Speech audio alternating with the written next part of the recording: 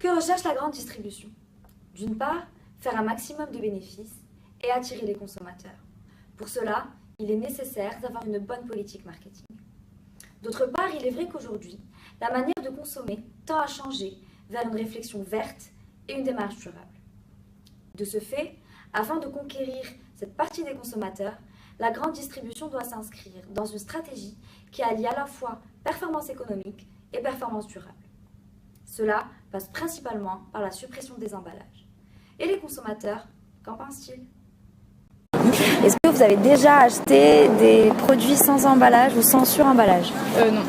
Pas du tout? Non. Ça ne m'est jamais arrivé. J'essaye surtout de ne pas acheter de fruits ou de légumes dans un packaging. Donc là, je les prends systématiquement au détail. Au supermarché, j'emmène mes propres sacs.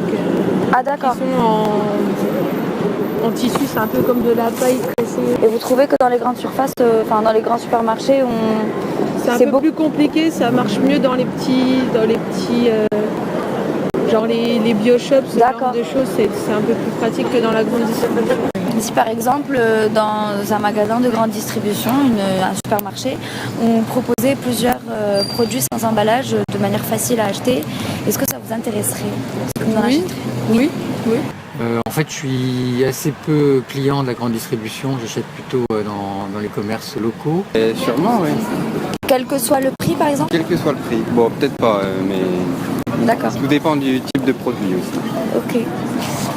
Non, étant donné que je suis étudiante, je peux pas me permettre d'acheter des trucs trop chers. Il y a toujours un petit coût un peu plus élevé, mais... D'accord, ça fait pas très bien.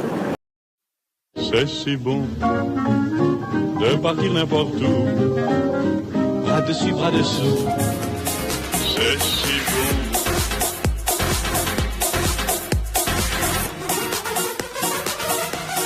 C'est si bon. Bon, alors là, on va voir un exemple de produits qui peuvent se vendre sans suremballage, mais qui se vendent avec suremballage uniquement à des fins marketing. Comme par exemple ce dentifrice. Vous voyez, c'est un tube, mais en fait, le suremballage ne sert qu'à des fins marketing, alors qu'en fait, il se vend sans suremballage. C'est le même produit, mais il n'est pas attractif de la même manière.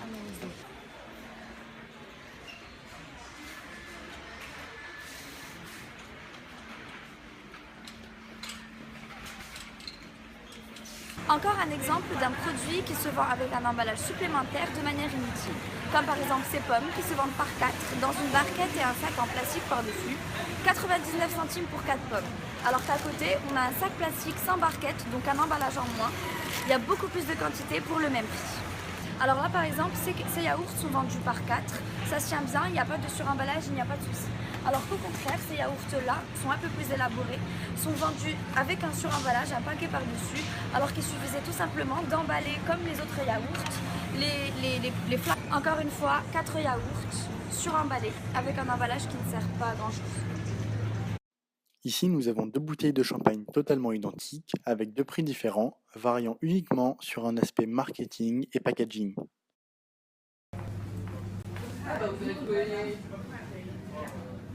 Alors voilà, nous avons eu l'occasion de rencontrer Audrey Mangeant, qui est la responsable d'une structure bio, agroalimentaire, sans emballage et en vrac.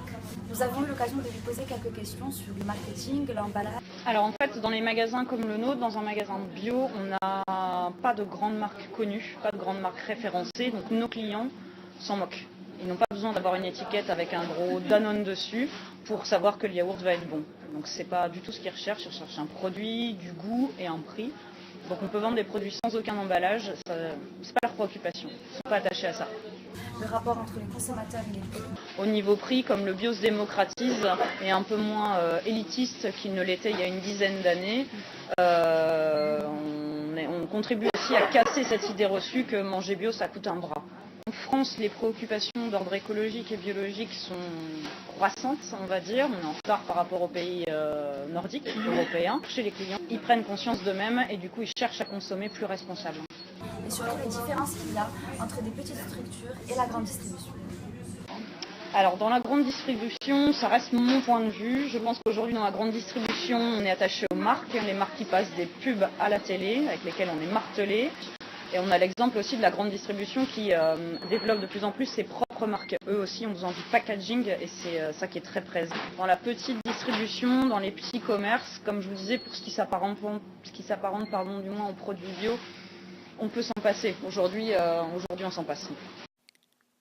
Nous nous sommes rendus au salon de l'emballage qui se tenait à Paris en novembre dernier, lieu où nous avons rencontré l'entreprise CVP. Celle-ci œuvre pour la réduction des emballages dans le design et dans les matériaux utilisés pour fabriquer ces derniers. Cependant, pour des raisons de confidentialité, nous ne pourrons divulguer les informations qui nous ont été confiées. Nous avons eu la possibilité d'interviewer Ben Chieffers, directeur des ventes de Cyberpack, société proposant des emballages créatifs et environnementaux, notamment se diluant dans l'eau et permettant de vendre directement les sachets de pâte à placer tels quels en casserole. Ces derniers sachets se dilueront avec l'eau chaude, libérant ainsi les pâtes contenues à l'intérieur. A lot of packaging comes initially from designers in marketing departments of big companies. That is then passed to designers who create the image and the brand, and then that goes to packaging companies.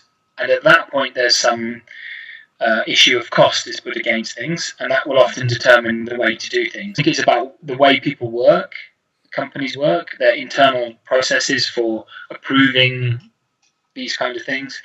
I think it's about pressure from the public. Lots of packaging can be recycled now, means that people think that the problem is solved. Les emballages sont donc essentiels à tout produit et se diversifient. Comme nous l'avons vu, certains en abusent à des fins marketing.